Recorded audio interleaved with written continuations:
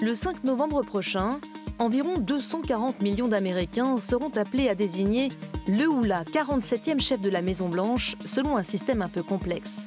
Le jour J, les électeurs ne choisissent pas directement leur champion, mais 538 délégués répartis dans les 50 États. C'est le fameux collège électoral. À l'issue du scrutin, le candidat qui obtient au moins 270 voix, une majorité donc, accède au bureau ovale. Jusque-là, rien de trop compliqué. Mais quand on y regarde d'un peu plus près, les choses se corsent. Tous les États, déjà, ne se valent pas. Il y a des tout-petits, dotés de seulement 3 grands électeurs, mais aussi des mastodontes, avec leurs dizaines de délégués. Le rapport de force est donc inégal. La répartition du vote se fait aussi selon la taille et la situation géographique des circonscriptions électorales. Les zones urbaines ont plutôt tendance à concentrer le vote démocrate, les zones rurales, le vote républicain. En 2020, par exemple, les électeurs de Donald Trump habitaient en moyenne à plus de 30 km d'une grande ville. En dézoomant la carte, on s'aperçoit aussi que les États du Sud et les grandes plaines du Midwest sont traditionnellement des États rouges acquis aux républicains. Ceux du Nord-Est et de la côte Ouest, des États bleus acquis aux démocrates. En partant de ce constat, les candidats jugent donc inutile de faire campagne dans ces États où les positions sont figées. Ils préfèrent tout miser sur les États où le vote a une chance de basculer.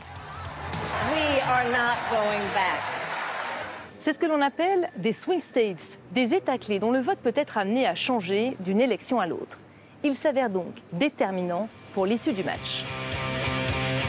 C'est donc dans ces États que les candidats concentreront cette année encore leurs efforts et leurs dépenses. En 2020, 98% des déplacements officiels de Donald Trump et Joe Biden s'étaient limités à 12 États seulement. Cette année, 6 États devraient mener la danse. Toutes ces régions affichent un mécontentement commun sur l'état de l'économie du pays. Le bilan comptable de Joe Biden a beau être positif sur le papier, l'inflation continue de peser sur le portefeuille des Américains qui ne voient toujours pas l'embellie arriver. Dans chaque État, les candidats devront aussi faire campagne sur des enjeux locaux. Dans le bassin ouvrier du Nord-Est, le pouvoir d'achat et l'emploi.